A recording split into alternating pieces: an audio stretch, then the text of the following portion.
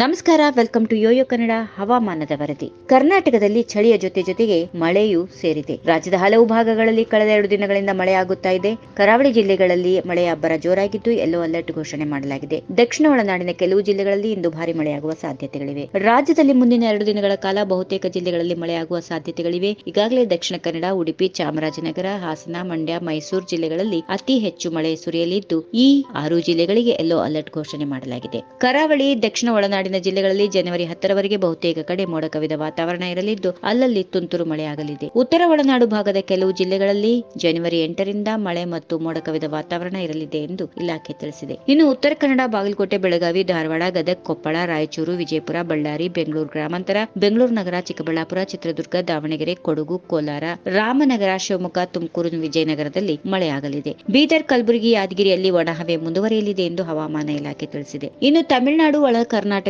ರಾಯಲಸೀಮಾ, ಅಂಡಮಾನ್ ಮತ್ತು ನಿಕೋಬಾರ್ ದ್ವೀಪಗಳ ದಕ್ಷಿಣ ಭಾಗಗಳು, ಆಂಧ್ರಪ್ರದೇಶದ ದಕ್ಷಿಣ ಕರಾವಳಿ, ಮಧ್ಯಪ್ರದೇಶದ ಕೆಲವು ಭಾಗಗಳಲ್ಲಿ ಮಳೆಯಾಗಲಿದೆ. ಉತ್ತರ ಒಳನಾಡಿನ ಬಾಗಲಕೋಟೆ, ಬೆಳಗಾವಿ, ಗದಗ, ಧಾರವಾಡ, ಹಾವೇರಿ, ಕೊಪ್ಪಳದಲ್ಲಿ ಹಗುರ ಮಳೆಯಾಗುವ ಸಾಧ್ಯತೆಗಳಿವೆ. ದಕ್ಷಿಣ ಒಳನಾಡಿನ ಬಳ್ಳಾರಿ, ಚಿತ್ರದುರ್ಗದಲ್ಲಿ ಒಣಹವೆ ಮುಂದುವರಿಯಲಿದ್ದು ಉಳಿದೆಲ್ಲ ಜಿಲ್ಲೆಗಳಲ್ಲಿ ನಾಳೆ ಮಳೆ ಬೀಳುವ ಸಾಧ್ಯತೆಗಳಿವೆ. If you like this video, ಬೇಗ ಲೈಕ್ ಮಾಡಿ, ಕಾಮೆಂಟ್ ಮಾಡಿ, ಶೇರ್ ಮಾಡಿ ಹಾಗೂ ಯೋಯೋ ಟಿವಿ ಕನ್ನಡವನ್ನು ಸಬ್ಸ್ಕ್ರೈಬ್ ಮಾಡಿ.